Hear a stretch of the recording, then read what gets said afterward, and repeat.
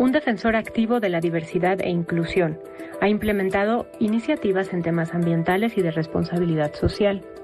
Es ingeniero civil por la Universidad Iberoamericana de la Ciudad de México y cuenta con un MBA por la Solvay School of Business de Bruselas. Se desempeñó como director de banca corporativa, sindicaciones y créditos estructurados en Scotiabank. El director general de Moody's México y líder comercial para el norte de América Latina, Carlos Díaz de la Garza, en Milenio Negocios. Muy buenas noches, bienvenidos a Milenio Negocios, este programa que hacemos todas las semanas, Ilana Sod y yo, hoy con Carlos Díaz de la Garza, director general de Moody's México. Gracias por acompañarnos. Y otro de los temas o las palabras que tenemos en la punta de la lengua quizá es recesión.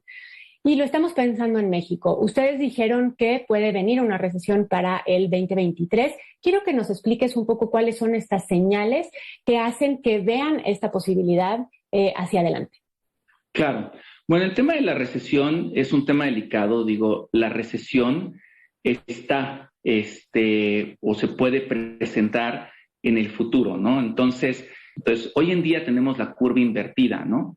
Y ese es un tema importante que hay que seguir, porque cuando la curva se invierte en las tasas de interés, obviamente podemos tener algún tema de recesión. Nunca ha habido una recesión si no hay esa inversión de las tasas de interés. Y por otro lado, tenemos los mercados, ¿no? El tema del mercado de capitales, donde también se presentan las recesiones con unas caídas de entre el 20 y el 25% de los mercados de capitales. Y como ustedes saben, recientemente pues tuvimos un ajuste importante en los mercados internacionales. Entonces, lo que nosotros venimos diciendo es que la probabilidad de una recesión es alta.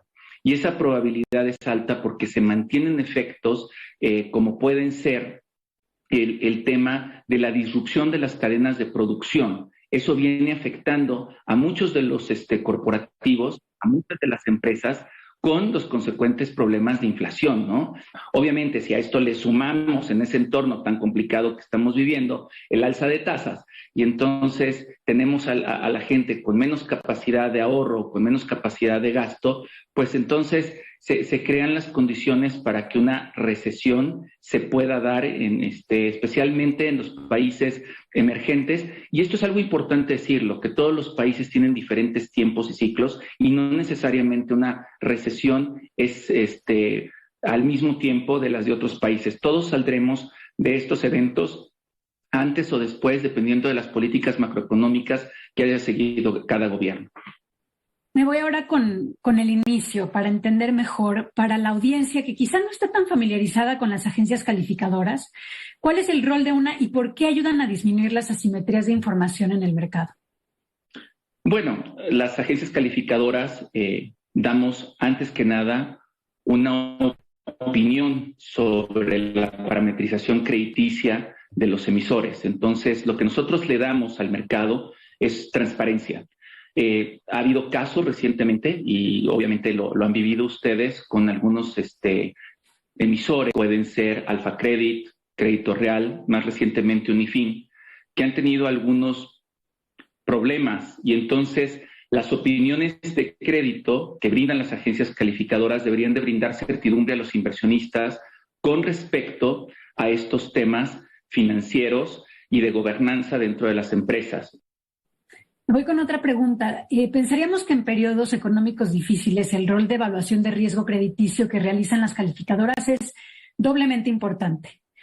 ¿Ustedes ven una oportunidad en México en esta coyuntura económica? En todos los países a nivel global estamos teniendo inflación, ¿no? Es una herencia de la pandemia, del COVID y también de la invasión que Rusia hizo de Ucrania. Entonces, los precios del petróleo han subido, los precios de los commodities subieron y también de los alimentos. Entonces, las agencias calificadoras aquí tenemos que estar cuidando que ante la acción de los bancos centrales, que es el incremento de tasas para disminuir los temas de inflación, y esto es un tema generalizado a nivel global, pues obviamente el aumento de tasas crea presiones para el consumo interno en los países. Y entonces el tema de ingresos se ve mermado. Y para muchos créditos en la parte automotriz, en la parte hipotecaria, especialmente en los préstamos personales, pues mucha gente puede tener algún tema de incumplimiento. Entonces hay que ver muy de cerca en los bancos cuál es el tema de sus activos, cómo están los préstamos y ver el tema de los non-performing loans. Entonces los NPLs pueden ir incrementándose y ahí es cuando las agencias calificadoras de una forma mesurada, de una forma cuidadosa, tienen que evaluar cómo se dan todas estas condiciones para poder emitir opiniones serias a tiempo, que eso es muy relevante, y que el público inversionista tome sus decisiones con respecto al riesgo, la probabilidad esperada de pérdida o la probabilidad de incumplimiento que nosotros podemos prever dentro de cualquiera de los instrumentos financieros o emisiones de bonos que existan. Siguiendo un poco esto de México, hace poco tiempo dieron un voto, no sé si así se le puede llamar, pero un voto de confianza a la banca en este contexto, como decía Ilana, que está bastante complejo. Pero para mantener esta nota estable, ¿cuáles son los retos? O también, ¿qué podría beneficiar, por ejemplo, las condiciones crediticias actuales? Y el tema del petróleo para México es fundamental. Entonces, si el precio del petróleo se mantiene en niveles de los $100 por barril o cercano a estos o por debajo de ellos, creo que se va a lograr una estabilidad en el corto y en el mediano plazo. Yo creo que estamos empezando a ver los primeros indicios de frenar la inflación, no solo a nivel mundial, sino a nivel local. Y esto tiene que ver con el esfuerzo que se está generando de los bancos centrales en incrementar las tasas. México ha venido haciendo espejos con respecto a las subidas de la Fed. Ya estamos en una tasa del 8.5% y estamos viendo cómo de alguna forma el mercado ya empieza a sentir esta falta de inversión y esta falta de capital. Y obviamente esto va a meter un freno.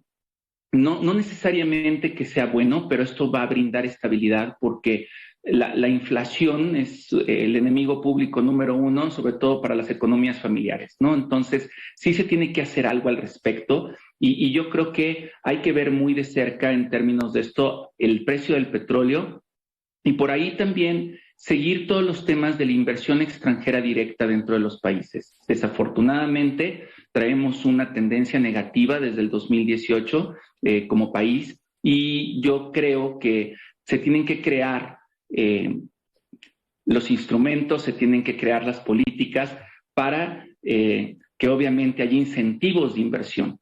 Creo que esa es la parte fundamental para que obviamente regresen las inversiones y regrese las ganas de hacer negocios dentro de México. Y te preguntaría, en los siguientes años se espera un crecimiento en el mercado de las calificadoras. ¿Qué está alimentando este optimismo en la industria? Es una excelente pregunta, Ilana. Yo lo que comentaría es que una de las funciones principales que tienen que tener las calificadoras es democratizar el acceso a las inversiones. Y creo que hemos hecho un trabajo muy pobre al respecto. Entonces, ese crecimiento no tiene que ser un deseo, tiene que ser una realidad. Creo que en México nos hace muchísima falta más cultura financiera y más acceso para que toda la gente pueda tener esa probabilidad de inversión en productos. Entonces, creo que nosotros ese crecimiento lo vemos a raíz de que tienen que haber nuevos actores. Ante este entorno, lo que tenemos que buscar es que una mayor cantidad de empresas confluyan dentro del mercado y encuentren mecanismos de financiamiento a través de la bolsa, a través de Mexicana de Valores o de Viva, a través de un mercado más eficiente. Me gustaría preguntarte, en el pasado la relación del gobierno mexicano con las calificadoras ha sido pendular. Por un lado, los cambios en la calificación que reciben los bonos del gobierno acaparan los encabezados, pero cuando bajan esas calificaciones, el gobierno a menudo desdeña a las calificadoras. Entonces te preguntaría, ¿ustedes tienen algún plan para atender esta relación en específico? Nosotros, como agencia calificadora, siempre hemos sido y seremos muy respetuosos de autonomía de los gobiernos. Y nosotros brindamos opiniones ante información pública. Entonces, no hay planes en específico. Yo creo que el mercado lo que siempre nos ha pedido es esa transparencia y a la cual nosotros siempre daremos. Entonces, respetuosamente brindaremos nuestras opiniones y daremos nuestros puntos de vista con respecto a las diferentes iniciativas que pueda tener el gobierno federal en cualquier país. Otro tema que me parece relevante y que de hecho es urgente en el mundo es la parte de cambio climático y quizá incluso diría los objetivos de desarrollo sostenible en general.